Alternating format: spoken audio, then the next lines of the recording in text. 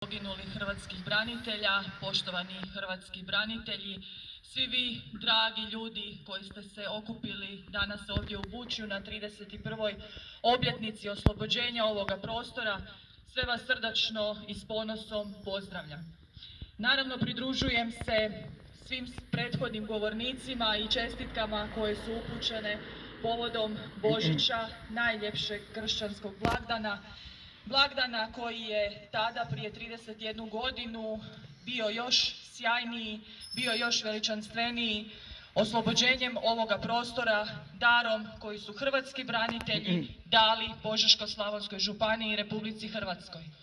Ovom akcijom oslobođeno je područje bivše općine Požega. Ako se sjetimo te 91. godine, ona je pogotovo u jesen i zimu bila tmurna. Pad Vukovara, događaji koji su se redali jedni za drugima, zločin u Škabrnji.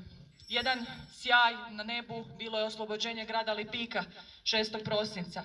Nakon toga, sjajnim operacijama ovdje na području zapadne Slavonije, oslobođeno je i zloglasno četničko uporište Bučje. Time je hrvatskom narodu ulivena nada da će obrambeni Domovinski rat biti uspješan, da će se Hrvatska osloboditi i da će Hrvatska biti neovisna i suverena, onako kako su sanjale generacije i generacije prije nas. Svi mi koji ovdje dolazimo, dužni smo dolaziti svake godine, odavati počast svima onima kojih danas nema. Svim onim znanim i neznanim hrvatskim braniteljima koji su svoje živote utkali u temelje neovisne i suverene Republike Hrvatske.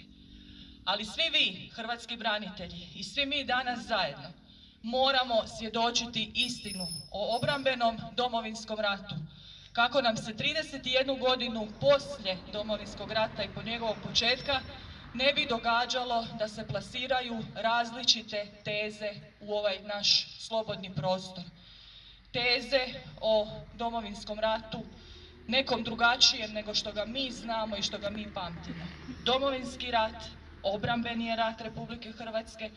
Hrvatska se branila nad napadima i pokušajima osvajanja nekih drugih. I stoga tu istinu prenosimo i dalje. Još jednom iskrene čestitke svima povodom božićnih blagdana. Provedite ih u miru, ljubavi i zajedništvu sa svojim najbližima, jednako onako kako se 1991. godine, ja se tog vremena sjećam, slavilo i ovdje nakon sjajne operacije, odnosno akcije koja je provedena i koja je, kažem, ulila dašak nade i tračak svjetlosti hrvatskom narodu. Hvala vam.